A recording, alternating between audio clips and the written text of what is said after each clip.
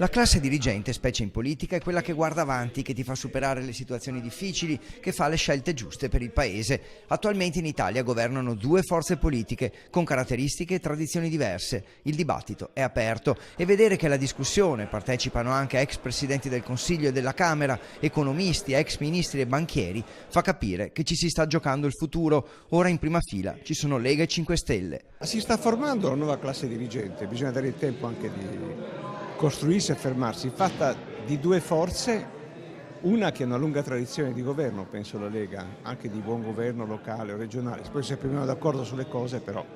Si riferisce anche al Veneto un po' in particolare? Sì, un governo. E l'altra è un partito nuovo, senza radicamenti territoriali, che cerca di costruirsi, quindi sono due partiti diversi.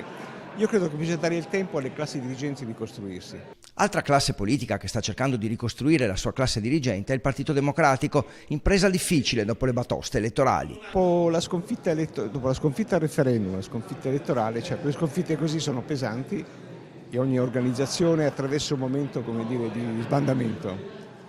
Penso che lo stanno superando. Quanto al Veneto non c'è dubbio che si parli di territorio leader sotto tutti i punti di vista, economico ma anche politico. Che è una regione forte, dove il leader regionale, penso al presidente Zaia, ha un grande consenso determinato dalla capacità di governo.